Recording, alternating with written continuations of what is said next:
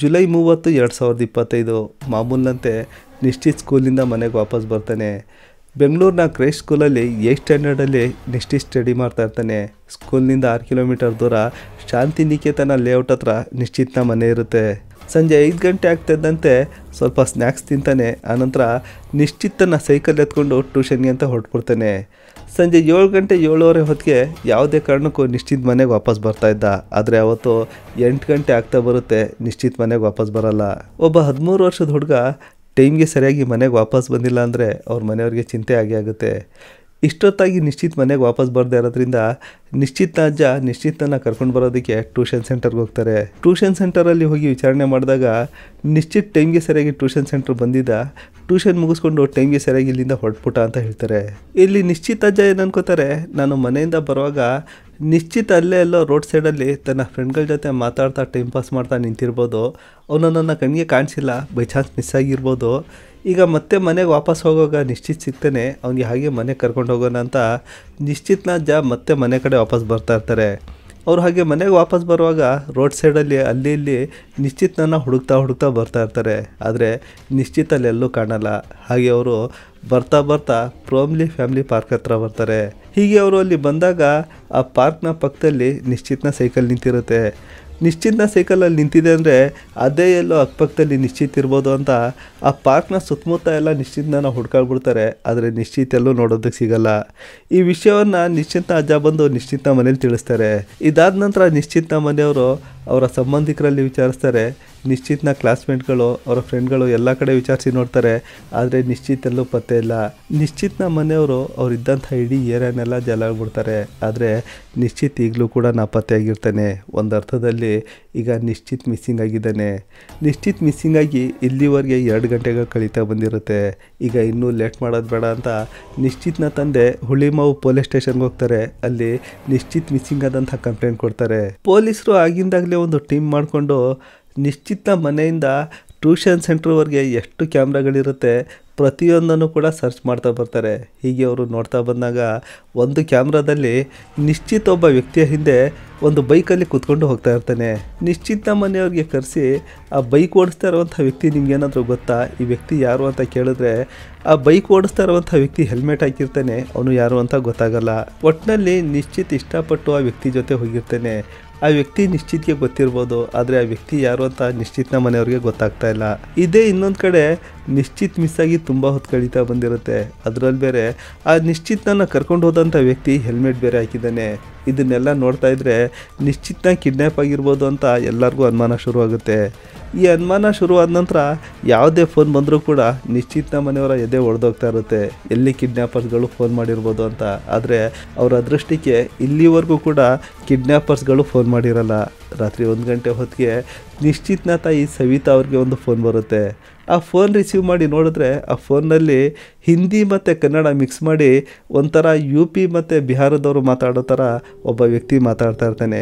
ಆ ವ್ಯಕ್ತಿ ಹೇಳ್ತಾನೆ, ನಾವು ನಿಮ್ಮ ಮಗನಿಗೆ ಕಿಡ್ನ್ಯಾಪ್ ಮಾಡಿದ್ದೀವಿ, ನೀವು ಈ ವಿಷಯ ಏನಾದರೂ ಪೊಲೀಸರಿಗೆ ಹೇಳಿದ್ರೆ ನಿಮ್ಮ ಮಗನ ಹಣ ನಿಮ್ಮ ಕೈಗೆ ಸಿಗುತ್ತೆ, ನೀವು ನಿಮ್ಮ ಮಗನ ಕಳ್ಕೊತೀರಾ, ಹುಷಾರಾಗಿರಿ, ನಮ್ಗೆ ಎಷ್ಟು ಅಮೌಂಟ್ ಬೇಕು, ಯಾವ ಜಾಗದಲ್ಲಿ ಬೇಕು ಅಂತ ನಾವು ಮತ್ತೆ ಫೋನ್ ಮಾಡ್ತೀವಿ, ಹುಷಾರಾಗಿರಿ ಅಂತ ಆ ವ್ಯಕ್ತಿ ಫೋನ್ ಕಟ್ ಮಾಡ್ತಾನೆ.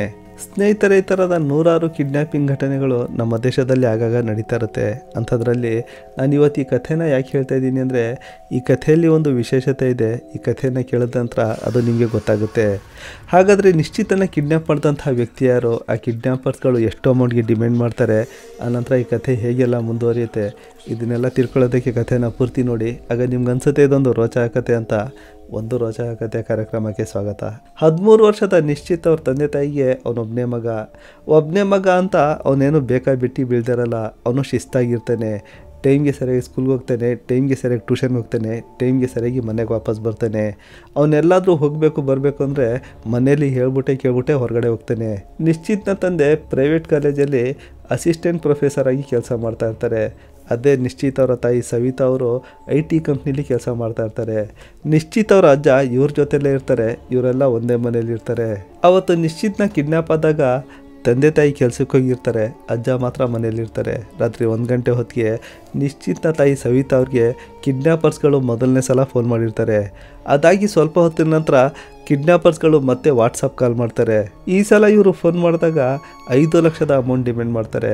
ಆಗ ನಿಶ್ಚಿತ್ ಅವರ ತಾಯಿ, ನೀವು ಎಷ್ಟು ಅಮೌಂಟ್ ಕೇಳಿದ್ರು ಕೊಡ್ತೀನಿ, ನನ್ನ ಮಗನಿಗೆ ಒಂದೇ ಒಂದು ಸಲ ಬಿಟ್ಬಿಡಿ, ನಾನು ನನ್ನ ಮಗನಿಗೆ ಕಣ್ಣಲ್ಲಿ ಕಣ್ಣಿಟ್ಟು ಕಾಪಾಡ್ಕೊತೀನಿ, ನೀವು ಎಷ್ಟು ಅಮೌಂಟ್ ಕೇಳಿದ್ರು ನಾನು ಕೊಡ್ತೀನಿ ಅಂತ ಹೇಳ್ತಾರೆ. ಆಗ ಕಿಡ್ನ್ಯಾಪರ್ಸ್ಗಳು, ಸರಿ ಹಾಗಾದರೆ ನೀವು 5 ಲಕ್ಷ ಅಮೌಂಟ್ ತೊಗೊಂಡು ಯಳಚೇನಹಳ್ಳಿ ಮೆಟ್ರೋ ಸ್ಟೇಷನ್ ಬನ್ನಿ, ಆದರೆ ಒಂದು ವಿಷಯ ಜ್ಞಾಪಕ ಇರಲಿ, ಈ ವಿಷಯ ಪೊಲೀಸರಿಗೆ ಗೊತ್ತಾಗಬಾರ್ದು ಅಂತ ಕಿಡ್ನ್ಯಾಪರ್ಸ್ಗಳು ವಾರ್ನಿಂಗ್ ಮಾಡ್ತಾರೆ.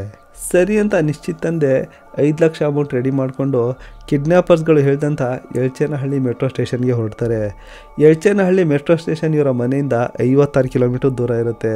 ಆದರೆ ಕಿಡ್ನ್ಯಾಪರ್ಸ್ಗಳು ಹೇಳಿರ್ತಾರೆ ಪೊಲೀಸರಿಗೆ ನೀವು ಇನ್ಫಾರ್ಮ್ ಮಾಡಬಾರ್ದು ಅಂತ. ಆದರೆ ಪೊಲೀಸರಿಗೆ ಮೊದಲೇ ನಿಶ್ಚಿತ್ ಕಿಡ್ನ್ಯಾಪ್ ಆದಂಥ ವಿಷಯ ಗೊತ್ತಿರುತ್ತೆ. ಅದಕ್ಕಾಗಿ ಮಫ್ತಿ ಡ್ರೆಸ್ಸಲ್ಲಿ ಪೊಲೀಸರು ನಿಶ್ಚಿತ್ನ ತಂದೆ ಜೊತೆ ಯಳಚೇನಹಳ್ಳಿ ಮೆಟ್ರೋ ಸ್ಟೇಷನ್ ಬರ್ತಾರೆ. ಅಲ್ಲಿ ಬಂದು ಒಂದು ಕಡೆ ನಿಶ್ಚಿತ್ನ ತಂದೆ ನಿಂತಿರ್ತಾರೆ, ತುಂಬ ದೂರದಲ್ಲಿ ಪೊಲೀಸರು ನಿಂತಿರ್ತಾರೆ. ಕಿಡ್ನ್ಯಾಪರ್ಸ್ಗಳು ಯಾವಾಗ ಬರ್ತಾರೆ ಅಂತ ಕಾಯ್ತಾ ಇರ್ತಾರೆ. ಆದರೆ ಕಿಡ್ನ್ಯಾಪರ್ಸ್ಗಳು ಫೋನು ಮಾಡಲ್ಲ, ಆ ಅಮೌಂಟ್ ತೊಗೊಳೋದಕ್ಕೂ ಬರಲ್ಲ. ಹೀಗೆ ಕಾಯ್ತಾ ಸುಮಾರು ಹೊತ್ತು ಕಳೆಯುತ್ತೆ. ಆಗ ನಿಶ್ಚಿತ್ನ ತಂದೆಗನ್ಸುತ್ತೆ, ನನ್ನ ಜೊತೆ ಪೊಲೀಸರು ಬಂದಿರುವಂಥ ವಿಷಯ ಕಿಡ್ನ್ಯಾಪರ್ಸ್ಗಳಿಗೆ ಗೊತ್ತಾಗಿರ್ಬೋದು, ಅದಕ್ಕಾಗಿ ಅವರು ಫೋನು ಮಾಡ್ತಾಯಿಲ್ಲ, ಅಮೌಂಟು ತೊಗೊಳೋದಕ್ಕೆ ಬರ್ತಾಯಿಲ್ಲ, ಸುಮ್ಮನೆ ನಾನು ಇಲ್ಲಿ ಕಾಯೋದ್ರಿಂದ ಟೈಮ್ ಎಷ್ಟಾಗುತ್ತೆ ಅಂತ ನಿಶ್ಚಿತ್ನ ತಂದೆ ಮತ್ತೆ ಮನೆಗೆ ವಾಪಸ್ ಬರ್ತಾರೆ. ಹೀಗೆ ಇವರು ಮನೆಗೆ ಬಂದಾಗ ನಿಶ್ಚಿತ್ನ ತಂದೆ ತಾಯಿ ಇಬ್ಬರು ಮಾತಾಡ್ಕೋತಾರೆ. ನಾವು ಪೊಲೀಸರಿಗೆ ಈ ವಿಷಯ ಹೇಳಿ ಕೆಲಸ ಕೆಟ್ಟೋಯ್ತು, ನಾವು ಪೊಲೀಸರಿಗೆ ಹೇಳ್ದೇನೆ ಅಮೌಂಟ್ ತೊಗೊಂಡು ಹೋಗ್ತಾ ಇದ್ರೆ ಈಗ ನಮ್ಮ ಮಗನ ನಾವು ಮನೆಗೆ ಕರ್ಕೊಂಡು ಬರ್ಬೋದಾಯಿತು. ಆದರೆ ನನ್ನ ಜೊತೆ ಪೊಲೀಸರು ಬಂದಿದ್ದಾರೆ ಅಂತ ಕಿಡ್ನ್ಯಾಪರ್ಸ್ಗಳಿಗೆ ಗೊತ್ತಾಗಿತ್ತೇನೋ, ಕಿಡ್ನ್ಯಾಪರ್ಸ್ಗಳು ಬರಲಿಲ್ಲ, ಅಮೌಂಟು ತೊಗೊಂಡು ಹೋಗಲಿಲ್ಲ, ಈಗೇನು ಮಾಡಬೇಕು ಅಂತ ತಂದೆ ತಾಯಿ ಇಬ್ಬರು ಕೈ ಹಿಸುಕ್ಕೋತಾ ಇರ್ತಾರೆ. ಆಗ ಮತ್ತೆ ಅವ್ರಿಗೆ ಒಂದು ವಾಟ್ಸಪ್ ಕಾಲ್ ಬರುತ್ತೆ. ಈ ಸಲ ಕಿಡ್ನ್ಯಾಪರ್ಸ್ಗಳು ಲೊಕೇಶನ್ ಚೇಂಜ್ ಮಾಡ್ತಾರೆ. ವೆಗಾ ಸಿಟಿ ಮಾಲ್ ಹತ್ರ ಬನ್ನಿ, ಅಲ್ಲಿ ಹೊರಗಡೆ ಒಂದು ಡಸ್ಟ್ಬಿನ್ ಇದೆ, ಅದರಲ್ಲಿ ಅಮೌಂಟ್ ಹಾಕ್ಬಿಟ್ಟು ನೀವು ಹೊರಟೋಗಿ ನಿಮ್ಮ ಮಗನ ಕರ್ಕೊಂಡು ಬಂದು ನಿಮ್ಮ ಮನೆ ಹತ್ರ ಬಿಡ್ತೀವಿ ಅಂತ ಕಿಡ್ನ್ಯಾಪರ್ಸ್ಗಳು ಫೋನ್ ಕಟ್ ಮಾಡ್ತಾರೆ. ಈ ಸಲ ನಿಶ್ಚಿತ್ ಅವ್ರ ತಂದೆ ಪೊಲೀಸರಿಗೆ ಈ ವಿಷಯ ಹೇಳಲ್ಲ, ಅವರು ಅಮೌಂಟ್ ಕೈಯಲ್ಲಿ ಎತ್ಕೋತಾರೆ, ವೆಗಾ ಸಿಟಿ ಮಾಲ್ ಹತ್ರ ಬರ್ತಾರೆ. ಕಿಡ್ನ್ಯಾಪರ್ಸ್ಗಳು ಹೇಳಿದ್ದಂಥ ಡಸ್ಟ್ಬಿನ್ನಲ್ಲಿ ಅಮೌಂಟ್ ಹಾಕ್ಬಿಟ್ಟು ದೂರದಲ್ಲಿ ಹೋಗಿ ನಿಂತ್ಕೋತಾರೆ. ಅವರು ಕಾಯ್ತಾ ಇರ್ತಾರೆ ಕಿಡ್ನ್ಯಾಪರ್ಸ್ಗಳು ಯಾವಾಗ ಬಂದು ಅಮೌಂಟ್ ಎತ್ಕೊಂಡು ನನ್ನ ಮಗನ ರಿಲೀಸ್ ಮಾಡ್ತಾರ ಅಂತ. ಮೊದಲನೇ ಸಲ ಪೊಲೀಸರು ಜೊತೆಲಿ ಬಂದಿದ್ರು ಅಂತ ಕಿಡ್ನ್ಯಾಪರ್ಸ್ಗಳಿಗೆ ಗೊತ್ತಾಗಿತ್ತೇನೋ, ಅವ್ರು ಬಂದು ಅಲ್ಲಿ ಅಮೌಂಟ್ ರಿಸೀವ್ ಮಾಡಲಿಲ್ಲ. ಆದರೆ ಈ ಸಲ ನಿಶ್ಚಿತ್ ಅವ್ರ ತಂದೆ ಒಬ್ಬರೇ ಬಂದಿರ್ತಾರೆ, ಅವ್ರು ಹೇಳ್ದಂಥ ಡಸ್ಟ್ಬಿನ್ಗೆ ತಂದು ಅಮೌಂಟ್ ಹಾಕಿರ್ತಾರೆ. ಆದರೆ ಕಿಡ್ನ್ಯಾಪರ್ಸ್ಗಳು ಬಂದು ಈಗಲೂ ಕೂಡ ಅಮೌಂಟ್ ಎತ್ಕೊಳ್ಳಲ್ಲ. ನಿಶ್ಚಿತ್ ಅವ್ರ ತಂದೆ ಕಾಯ್ತಾ ಸುಮಾರು ಹೊತ್ತು ಕಳೆದೋಗುತ್ತೆ. ಅವ್ರಿಗೆ ಒಂದೊಂದು ನಿಮಿಷ ಕೂಡ ಒಂದೊಂದು ಗಂಟೆ ಕಳೆಯೋ ಥರ ಆಗ್ತಾ ಇರುತ್ತೆ. ಈಗ ಬೆಳಗಾಗ್ತಾ ಬಂದಿರುತ್ತೆ. ನಿಶ್ಚಿತ್ ಅವ್ರ ತಂದೆಗೆ ಅನಿಸುತ್ತೆ ಕಿಡ್ನ್ಯಾಪರ್ಸ್ಗಳು ಈಗಲೂ ಬರಲ್ಲ ಅಂತ. ಅದಕ್ಕಾಗಿ ನಿಶ್ಚಿತ್ ಅವ್ರ ತಂದೆ ಮನೆಗೆ ವಾಪಸ್ ಬರ್ತಾರೆ. ಇಲ್ಲಿವರೆಗೆ ನಿಶ್ಚಿತ್ ಕಿಡ್ನ್ಯಾಪ್ ಆಗಿ 12 ಗಂಟೆಗಳು ಕಳೀತಾ ಬಂದಿರುತ್ತೆ. ನಿಶ್ಚಿತನೇ ಸಂಜೆ 5 ಗಂಟೆಗೆ ಮನೆಯಿಂದ ಹೊರಟಿರ್ತಾನೆ. ಈಗ ಬೆಳಗಿನ ಜಾವ 5 ಗಂಟೆ ಆಗ್ತಾ ಬಂದಿರುತ್ತೆ. ಒಂದು ಕಡೆ ನಿಶ್ಚಿತ್ನ ತಂದೆ ತಾಯಿ ಕೈಯಲ್ಲಿ ಅಮೌಂಟ್ ಹಿಡ್ಕೊಂಡು ಕಿಡ್ನ್ಯಾಪರ್ಸ್ಗಳು ನೆಕ್ಸ್ಟ್ ಯಾವಾಗ ಫೋನ್ ಮಾಡ್ತಾರೆ, ಯಾವ ಲೊಕೇಶನ್ ಹೇಳ್ತಾರೆ ಅಂತ ಕಾಯ್ತಾ ಇದ್ರೆ, ಇನ್ನೊಂದು ಕಡೆ ಪೊಲೀಸರು ಸೈಲೆಂಟಾಗಿ ಕಿಡ್ನ್ಯಾಪರ್ಸ್ಗಳ ಹತ್ರ ರೀಚ್ ಆಗೋದಕ್ಕೆ ಟ್ರೈ ಮಾಡ್ತಾ ಇರ್ತಾರೆ. ಇಷ್ಟೆಲ್ಲ ಘಟನೆಗಳು ಒಂದು ಕಡೆ ನಡೀತಾ ಇದ್ರೆ, ಇದೆಲ್ಲದಕ್ಕಿಂತ ಸ್ವಲ್ಪ ದೂರದಲ್ಲಿ ಕಗ್ಗಲ್ಲಿಪುರ ರೋಡ್ ಸೈಡಲ್ಲಿ ಒಬ್ಬ ವ್ಯಕ್ತಿ ಕುರಿ ಮೇಕೆಗಳನ್ನ ಅಟ್ಕೊಂಡು ಹೋಗ್ತಾ ಇರ್ತಾನೆ. ಆ ವ್ಯಕ್ತಿಗೆ ರೋಡ್ ಸೈಡಲ್ಲಿ ಒಂದು ಡೆಡ್ ಬಾಡಿ ಬಿದ್ದಿರೋ ಥರ ಕಾಣುತ್ತೆ.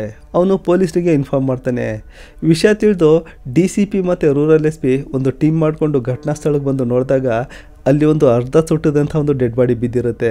ಮುಖದ ಮೇಲೆ ಕಲ್ಲೆತ್ತಾಕಿರ್ತಾರೆ. ಆ ಡೆಡ್ ಬಾಡಿಯ ಬಾಡಿ ಲೈನ್ ನೋಡಿದ್ರೆ ಸುಮಾರು 10 ರಿಂದ 15 ವರ್ಷದ ಒಬ್ಬ ಹುಡುಗನ ಡೆಡ್ ಬಾಡಿ ಇದಾಗಿರ್ಬೋದು ಅಂತ ಪೊಲೀಸರಿಗೆ ಅನಿಸುತ್ತೆ. ಬನ್ನೇರುಘಟ್ಟ ಪೊಲೀಸರು ಹುಳಿಮಾವು ಪೊಲೀಸರಿಗೆ ಈ ವಿಷಯ ಮುಟ್ಟಿಸ್ತಾರೆ. ಹುಳಿಮಾವು ಸ್ಟೇಷನಲ್ಲಿ ಮಿಸ್ಸಿಂಗ್ ಆದಂಥ ಒಂದು ಕಂಪ್ಲೇಂಟ್ ಇತ್ತು. ಬೈ ಚಾನ್ಸ್ ಆ ಹುಡುಗನ ಡೆಡ್ ಬಾಡಿ ಇದಾಗಿರ್ಬೋದು ಅಂತ ಹುಳಿಮಾವು ಪೊಲೀಸರು ಆ ಹುಡುಗನ ತಂದೆ ತಾಯಿಗೆ, ಅಂದರೆ ನಿಶ್ಚಿತ್ನ ತಂದೆ ತಾಯಿಗೆ ಫೋನ್ ಮಾಡ್ತಾರೆ. ನಿಶ್ಚಿತ್ನ ತಂದೆ ತಾಯಿ ಕೈಯಲ್ಲಿ ದುಡ್ಡು ಹಿಡ್ಕೊಂಡು ಯಾವಾಗ ಕಿಡ್ನ್ಯಾಪರ್ಸ್ಗಳು ಫೋನ್ ಮಾಡ್ತಾರೋ, ಯಾವಾಗ ನಾವು ಅವ್ರಿಗೆ ದುಡ್ಡು ಕೊಟ್ಟು ನಮ್ಮ ಮಗನ ಬಿಡಿಸ್ಕೊಂಡು ಬರ್ತೀವೋ ಅಂತ ಕಾಯ್ತಾ ಇದ್ರೆ, ಇಲ್ಲಿ ಪೊಲೀಸರು ಫೋನ್ ಮಾಡಿದ್ದಾರೆ, ಒಂದು ಡೆಡ್ ಬಾಡಿ ಸಿಕ್ಕಿದೆ, ಬಂದು ನೀವು ಆ ಡೆಡ್ ಬಾಡಿ ನಿಮ್ಮ ಮಗಂದ ಅಂತ ಗುರುತು ಪತ್ತೆ ಹಚ್ಚಿ ಅಂತ ಒಂದು ಫೋನ್ ಮಾಡಿರ್ತಾರೆ. ನಿಶ್ಚಿತ್ನ ತಂದೆ ತಾಯಿಗೆ ಆ ಡೆಡ್ ಬಾಡಿಯನ್ನು ಹೋಗಿ ನೋಡೋದಕ್ಕೆ ಮನಸ್ಸಿಲ್ಲ. ಅವರು ಮನಸ್ಸಲ್ಲಿ ಹಾತೊರಿತಾ ಇರ್ತಾರೆ, ಆ ಡೆಡ್ ಬಾಡಿ ನಮ್ಮ ಮಗಂದಾಗಿರಬಾರ್ದು ಅಂತ. ಆದರೆ ಇವರು ಆ ಡೆಡ್ ಬಾಡಿಯನ್ನು ಹೋಗಿ ನೋಡಲಿಲ್ಲ ಅಂದರೆ ಕಾರ್ಯಾಚರಣೆ ಮುಂದುವರ್ಸೋದಕ್ಕಾಗಲ್ಲ. ಅದಕ್ಕಾಗಿ ನಿಶ್ಚಿತ್ನ ತಂದೆ ತಾಯಿ ಹೋಗಿ ಆ ಡೆಡ್ ಬಾಡಿಯನ್ನು ನೋಡಿದಾಗ ಆ ಡೆಡ್ ಬಾಡಿ ಅರ್ಧ ಸುಟ್ಟಿರುತ್ತೆ. ಆದರೆ ಆ ಡೆಡ್ ಬಾಡಿಯ ಮೇಲಿನ ಆ ಬಟ್ಟೆಗಳು ಅರ್ಧ ಸುಟ್ಟಿರುತ್ತೆ, ಅದು ಹಾಗಾಗಿ ಅಂಟ್ಕೊಂಡಿರುತ್ತೆ. ಆ ಡೆಡ್ ಬಾಡಿಯ ಮೈ ಮೇಲೆ, ಅಂದರೆ ಸೊಂಟದಲ್ಲಿ ಒಂದು ಬೆಳ್ಳಿಯ ಚೈನ್ ಇರುತ್ತೆ. ಆ ಅರ್ಧ ಸುಟ್ಟಿದಂಥ ಬಾಡಿ, ಆ ಬಾಡಿ ಮೇಲೆ ಬಟ್ಟೆ, ಆ ಬೆಳ್ಳಿ ಚೈನ್ ಇದನ್ನೆಲ್ಲ ನೋಡಿದಾಗ ಈ ಡೆಡ್ ಬಾಡಿ ನಿಶ್ಚಿತ್ತು ಅಂತ ನಿಶ್ಚಿತ್ನ ತಂದೆ ತಾಯಿ ಕನ್ಫರ್ಮ್ ಮಾಡ್ತಾರೆ. ಇಲ್ಲಿವರೆಗೆ ಈ ಫ್ಯಾಮಿಲಿಯವ್ರ ಜೊತೆ ಯಾರಿಗೂ ದ್ವೇಷ ಇರಲಿಲ್ಲ. ಒಂದು ಪಕ್ಷ ದುಡ್ಡಿಗಾಗಿ ಈ ಮಗುವನ್ನು ಕಿಡ್ನ್ಯಾಪ್ ಮಾಡ್ತಾ ಇದ್ದಿದ್ರೆ ದುಡ್ಡು ಇಸ್ಕೊಂಡು ಈ ಮಗುವನ್ನು ಜೀವಂತವಾಗಿ ಬಿಡಬೇಕಿತ್ತು. ಆದರೆ ಇಲ್ಲಿ ಕಿಡ್ನ್ಯಾಪರ್ಸ್ಗಳು ದುಡ್ಡು ಇಸ್ಕೊಳ್ಳಿಲ್ಲ, ಮಗುವನ್ನು ಜೀವಂತವಾಗೂ ಬಿಡಲಿಲ್ಲ. ಹಾಗಾದರೆ ಸುಮ್ಮನೆ ಈ ಮಗುವನ್ನು ಕೊಲೆ ಮಾಡ್ತಾರೆ ಅಂದರೆ ಏನು ಕಾರಣ ಇರ್ಬೋದು ಅಂತ ಪೊಲೀಸರೇ ಈಗ ಯೋಚನೆ ಮಾಡೋಂತಾಗುತ್ತೆ.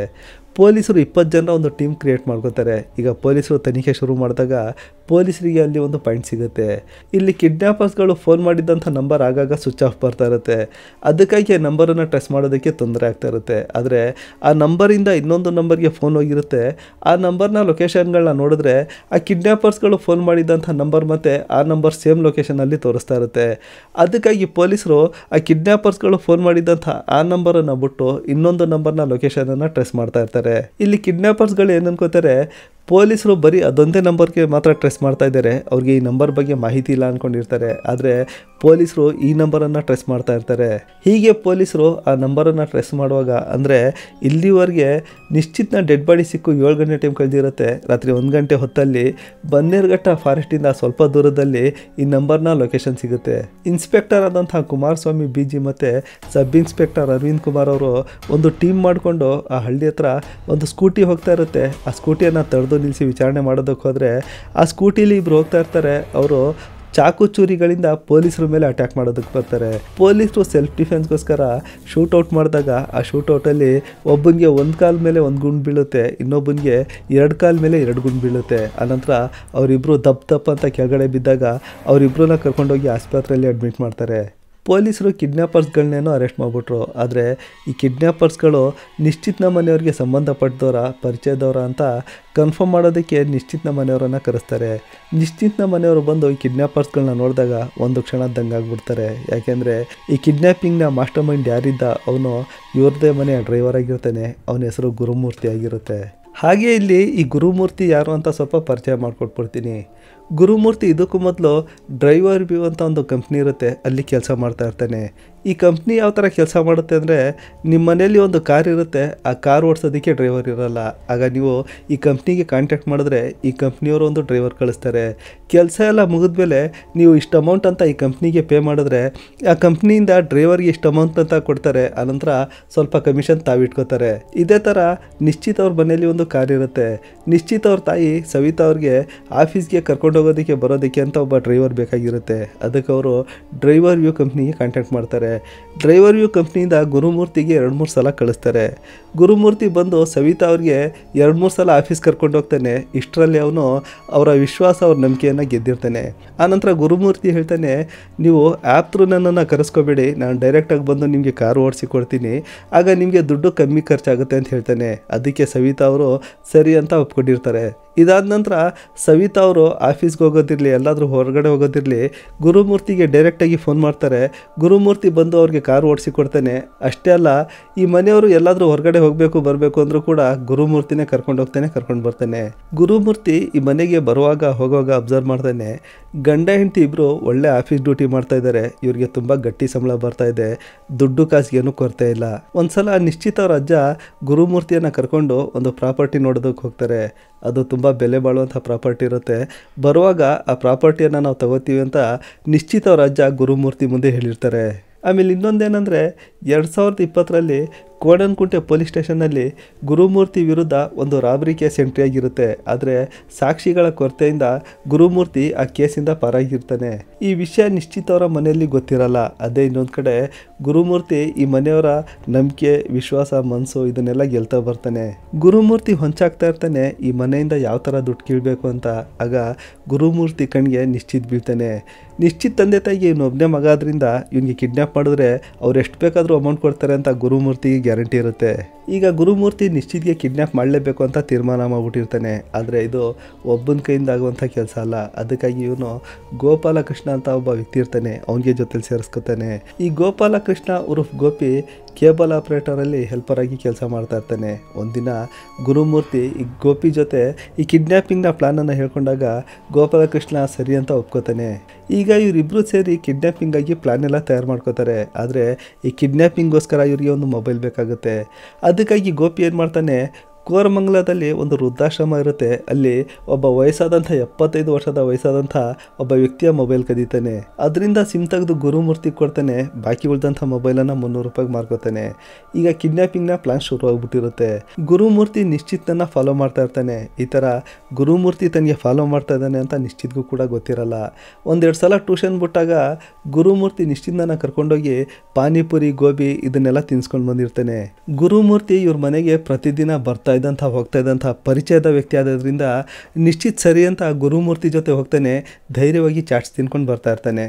ಇದೇ ಥರ ಜುಲೈ 30ಕ್ಕೆ ನಿಶ್ಚಿತ್ ಟ್ಯೂಷನ್ ಮುಗಿಸ್ಕೊಂಡು ಮನೆಗೆ ವಾಪಸ್ ಬರುವಾಗ ಗುರುಮೂರ್ತಿ ನಿಶ್ಚಿತ್ ಮುಂದೆ ಬರ್ತಾನೆ. ಬಾ ಚಾಟ್ಸ್ ತಿನ್ಕೊಂಡು ಬರೋದ ಅಂತ ಹೇಳ್ತಾನೆ. ಇದಕ್ಕೂ ಮೊದಲು 2-3 ಸಲ ಇವ್ರು ಹೋಗಿ ಈ ಥರ ಚಾಟ್ಸ್ ತಿನ್ಕೊಂಡು ಬಂದಿರ್ತಾರೆ. ಅದಕ್ಕೆ ಸರಿ ಅಂತ ನಿಶ್ಚಿತ್ ಒಪ್ಕೋತಾನೆ. ಚಾಟ್ಸ್ ತಿನ್ನೋದಕ್ಕೆ ಹೋಗ್ತಾನೆ. ಗುರುಮೂರ್ತಿ ಮೊದಲು ನಿಶ್ಚಿತ್ಗೆ ಚಾಟ್ಸ್ ತಿನ್ನಿಸ್ತಾನೆ. ಆನಂತರ ನಮ್ಮ ಮನೇಲಿ ಒಂದು ಗಿಫ್ಟ್ ಇದೆ, ಬಾ ನಿನಗೆ ಕೊಡ್ತೀನಿ ಅಂತ ಹೇಳ್ತಾನೆ.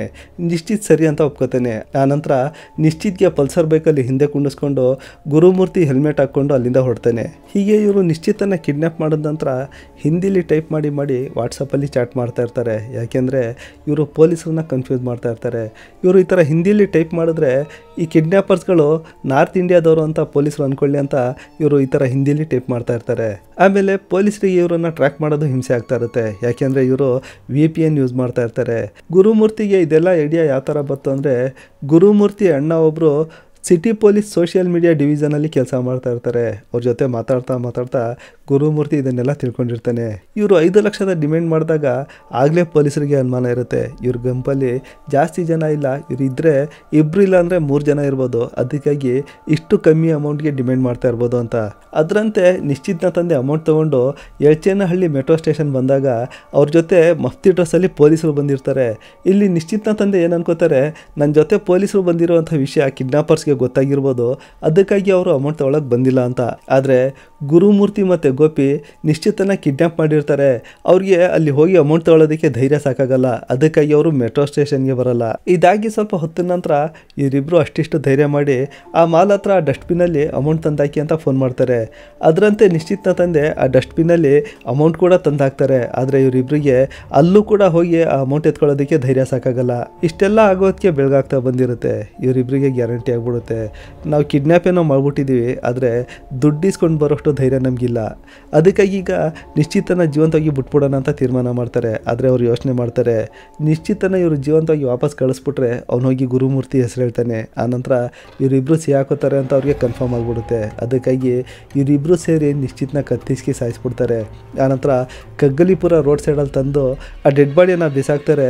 ಪೆಟ್ರೋಲ್ ಹಾಕಿ ಬೆಂಕಿ ಹಚ್ಬಿಟ್ಟು ಅಲ್ಲಿಂದ ಓಡೋಗ್ತಾರೆ. ಈ ಕಿಡ್ನ್ಯಾಪ್ ಮಾಡೋದಕ್ಕೆ ಮೊದಲೇ ಗುರುಮೂರ್ತಿ ಮತ್ತು ಗೋಪಿ ಮಾತಾಡ್ಕೊಂಡಿದ್ರಂತೆ. ಈ ಕಿಡ್ನ್ಯಾಪಿಂಗಲ್ಲಿ ದುಡ್ಡು ಬರಲಿ ಹೋಗಲಿ ನಿಶ್ಚಿತನ ಜೀವಂತವಾಗಿ ಉಳಿಸೋದು ಬೇಡ ಅಂತ. ಯಾಕೆಂದರೆ ಜೀವಂತವಾಗಿ ನಿಶ್ಚಿತನ ಬಿಟ್ರೆ ಇವರಿಬ್ಬರು ಸಿಹಾಕೊಳ್ಳೋದು ಗ್ಯಾರಂಟಿ. ಸ್ನೇಹಿತರೆ, ಈಗ ಈ ಕಥೆಯಿಂದ ಸ್ವಲ್ಪ ಹೊರಗಡೆ ಬಂದು ಯೋಚನೆ ಮಾಡಿ ನೋಡಿ. ಇಲ್ಲಿಂದ ಸ್ವಲ್ಪ ವರ್ಷಗಳ ಹಿಂದೆ ನಾವು ನಮ್ಮ ಮನೆ ಅಕ್ಕಪಕ್ಕದವ್ರನ್ನ, ನಮ್ಮ ಮನೆಗೆ ಬರ್ತಾ ಇದ್ದಂಥ ಪರಿಚಯಸ್ಥರನ್ನ, ನಮ್ಮ ಮನೆಗೆ ಬರ್ತಾ ಇದ್ದಂಥ ಕೆಲಸದವ್ರನ್ನ ಅಣ್ಣ, ಮಾಮ, ಅಂಕಲ್, ಆಂಟಿ ಈ ಥರ ಎಲ್ಲ ಕೂಗ್ತಾಯಿದ್ವಿ. ನಾವು ಅವ್ರ ಜೊತೆ ಹೊರಗಡೆ ಹೋಗೋದಕ್ಕೆ ಬರೋದಕ್ಕೆ ಏನೂ ತೊಂದರೆ ಇಲ್ಲ, ಅವರು ಅದೇ ಥರ ನಡ್ಕೋತಾ ಇದ್ರು. ಆದರೆ ಈಗ ಕಾಲ ಬದಲಾಗಿದೆ. ಸುಮಾರು 20 ವರ್ಷ ಒಂದೇ ಮನೆಯಲ್ಲಿ ಕೆಲಸ ಮಾಡಿದಂಥವ್ರು ಓನರ್ನ ಕತ್ಕೊಯ್ದಂಥ ಘಟನೆಗಳು ಈಗ ನಡೀತಾ ಇದೆ. ಆಮೇಲೆ ಇನ್ನೊಂದು ನಾವು ನೀವು ನೋಡಿರ್ತೀವಿ, ತಂದೆ ತಾಯಿರೋ ತಮ್ಮ ಮಕ್ಕಳಿಗೆ ಒಂದು ಮಾತು ಹೇಳ್ತಾರೆ, ಗೊತ್ತಿಲ್ಲದೆ ಇರೋರು, ಪರಿಚಯ ಇಲ್ಲದೆ ಇರೋರು ಬಂದು ಕೂಗಿದ್ರೆ ನೀವು ಹೋಗಬಾರ್ದು ಅಂತ. ಆದರೆ ಈ ಕೇಸಲ್ಲಿ ನಿಶ್ಚಿತ್ಗೆ ಗುರುಮೂರ್ತಿ ಗೊತ್ತಿರೋನೂ ಆಗಿರ್ತಾನೆ, ಪರಿಚಯದವನೂ ಆಗಿರ್ತಾನೆ. ಅದಕ್ಕಾಗಿ ನಿಶ್ಚಿತ್ ಗುರುಮೂರ್ತಿ ಜೊತೆ ಹೋಗಿರ್ತಾನೆ. ಸ್ನೇಹಿತರೆ, ಈಗಿನ ಪ್ರಪಂಚದಲ್ಲಿ ಯಾರನ್ನು ನಂಬಬೇಕು, ಯಾರನ್ನು ನಂಬಾರ್ದು ಅಂತ ಹೇಳೋದಕ್ಕೆ ಆಗಲ್ಲ. ಯಾಕಂದರೆ ಕಾಲ ಅಷ್ಟೊಂದು ಕೆಟ್ಟೋಗಿದೆ. ಕಾಲ ಕೆಟ್ಟೋಗಿದೆ ಅಂತ ಕಾಲದ ಜೊತೆ ನಾವು ಕೆಡೋದಕ್ಕಾಗಲ್ಲ. ಆದರೆ ಈ ಕೆಟ್ಟೋಗಿರೋ ಕಾಲದಲ್ಲಿ ನಾವು ನಮ್ಮ ಎಚ್ಚರಿಕೆಯಿಂದ ನಾವು ಫೈಟ್ ಮಾಡಬೇಕು. ಮಕ್ಕಳು ಯಾರಾದರೂ ಈ ವಿಡಿಯೋ ನೋಡ್ತಾ ಇದ್ದರೆ, ನೀವು ಸ್ಕೂಲಿಂದ ಮನೆಗೆ ಹೋಗಬೇಕು, ಮನೆಯಿಂದ ಸ್ಕೂಲ್ಗೆ ಹೋಗಬೇಕು, ನೀವು ಎಷ್ಟು ಕೆಲಸ ಇರುತ್ತೆ ಅಷ್ಟು ಮಾತ್ರ ಮುಗಿಸ್ಕೊಂಡು ಬರಬೇಕು. ಅದ್ರ ಮಧ್ಯೆ ಯಾವುದೇ ಅಂಕಲ್ ಆಗಲಿ ಆಂಟಿ ಆಗಲಿ ಬಂದು ಕೂಗಿದ್ರು ಅಂತ ಜೊತೇಲಿ ಹೋಗಬಾರ್ದು, ಅವ್ರೇನೇ ಕೊಟ್ಟು ತಿನ್ನಬಾರ್ದು. ಈ ಥರದ ಪಾಠಗಳನ್ನ ಸ್ಕೂಲ್ನಲ್ಲಿ ಆಗಲೇ ಎಲ್ಲ ಟೀಚರ್ಸ್ಗಳು ಹೇಳ್ಕೊಟ್ಟಿರ್ತಾರೆ. ಅಷ್ಟೇ ಅಲ್ಲದೆ ಪೊಲೀಸರು ಆಗಾಗ ಇದ್ರ ಬಗ್ಗೆ ಅವೇರ್ನೆಸ್ ಮಾಡ್ತಾನೆ ಇರ್ತಾರೆ. ಆದರೂ ಕೂಡ ಈ ಥರದ ಘಟನೆಗಳು ನಡೀತಾನೆ ಇರುತ್ತೆ. ಎಷ್ಟೇ ಆದರೂ ಈ ಕೆಟ್ಟ ಪ್ರಪಂಚದಲ್ಲಿ ಪ್ರತಿಯೊಂದು ಹೆಜ್ಜೆಯನ್ನು ಹುಷಾರಾಗಿಡಬೇಕು ಅಂತ ತಿಳಿಸ್ತಾ ಇವತ್ತಿನ ಕಥೆನ ಇಲ್ಲಿಗೆ ಮುಗಿಸೋಣ. ಸ್ನೇಹಿತರೆ, ನಮ್ಮ ಕಥೆ ನಿಮಗೆ ಇಷ್ಟ ಆದರೆ ಒಂದು ಲೈಕ್ ಮಾಡಿ, ಹೊಸಬರಾದರೆ ಸಬ್ಸ್ಕ್ರೈಬ್ ಮಾಡಿ. ಹಾಗೆ ಈ ವಿಡಿಯೋನ ಫೇಸ್ಬುಕ್ಕಲ್ಲಿ ನೋಡ್ತಾ ಇದ್ದರೆ ಒಂದು ಲೈಕ್ ಮಾಡಿ, ಚಾನಲನ್ನು ಫಾಲೋ ಮಾಡಿ. ನಮಸ್ಕಾರ.